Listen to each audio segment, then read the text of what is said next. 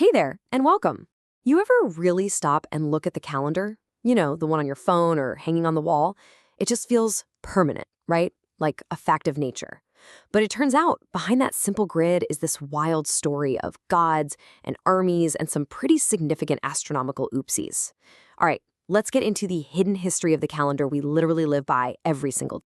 So it all kicks off with a question that's so simple you've probably never even thought to ask it. Why January 1st? Why that specific day? I mean, why not the first day of spring? Or, some other big astronomical event? Well, the answer isn't written in the stars. Turns out it was decided by people for some very, very human reason. To get to the bottom of this, we've got to travel all the way back to ancient Rome. Because see, for the Romans, the year didn't always begin in the dead of winter. For centuries, their whole year started in March. It just made sense, right? It lined up with the Spring Equinox, a time for new crops, new life, new beginnings.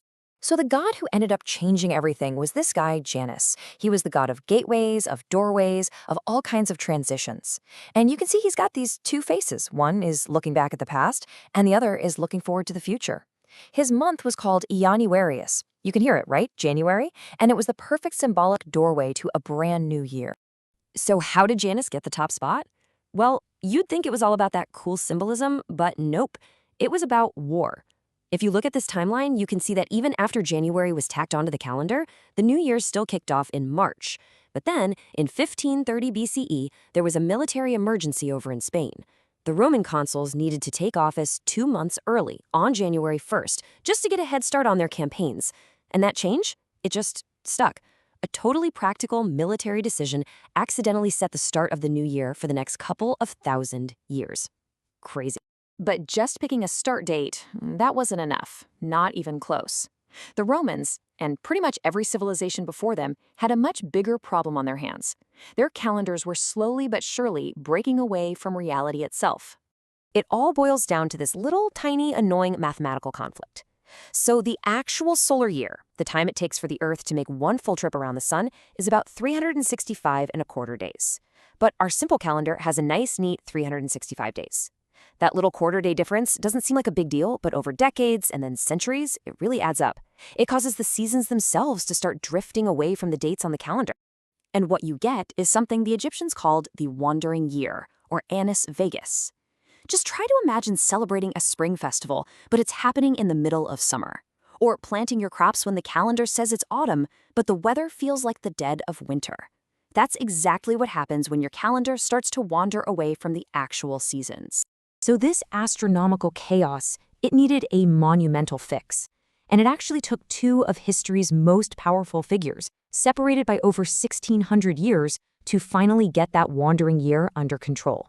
Okay, so the first great fix comes from none other than Julius Caesar. Way back in 46 BCE, he brought in the Julian calendar. And the idea was, honestly, revolutionary in how simple it was. You just add one extra day, a leap day, every 4 years. That would account for that extra quarter day. Boom. This locked the calendar to the sun and pretty much stopped that seasonal drift in its track. But there was a tiny flaw. See, Caesar's math was just a little bit off. His calendar year was about 11 minutes too long. And again, you're thinking 11 minutes, that's nothing. But over the next 1,600 years, those 11 extra minutes every year added up to about 10 full days of error. The calendar was drifting all over again. And that brings us to the second great fix in 1582. This time, Pope Gregory XIII stepped in. He put together a commission, and they came up with an even more precise leap year rule. But to fix those 10 days of error that had built up, they had to do something drastic. A massive, one-time jump forward in time. And just like that, the calendar we all use today, the Gregorian calendar, was born. And here is what that correction actually looked like. This is an almanac from Britain in 1752. They were a bit late to the party on this one. Now, look really close at the month of September. The day after September 2nd is September 14th. 11 days were just gone.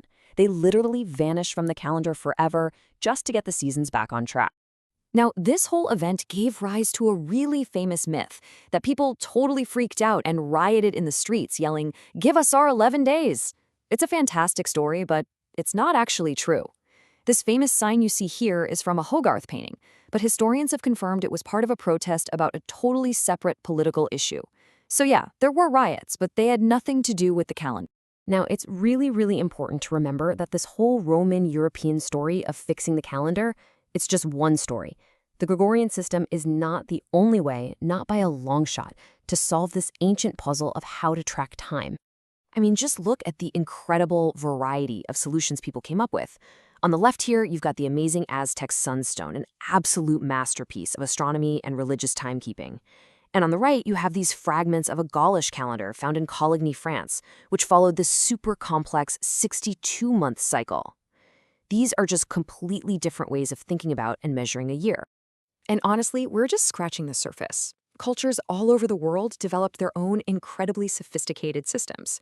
Some are based on the moon, some are based on both the sun and the moon, and some are based on cycles that are completely different.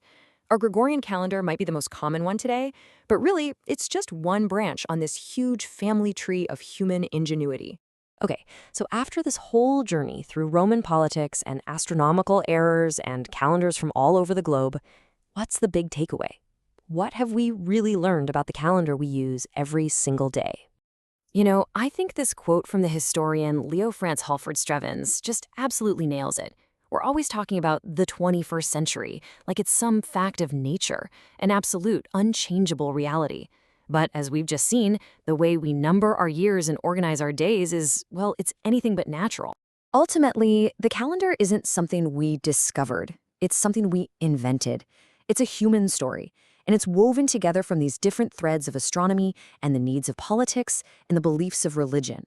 It's a tool that we've designed and tweaked and redesigned over centuries just to try and make sense of the cosmos. And that kind of leaves us with one last big thought. If something as fundamental as our calendar is actually a human invention, basically a story we all agree to live by, what other rules of our world are just that? Just stories we've all agreed on. Stories that could one day be told completely differently. Thanks for tuning in.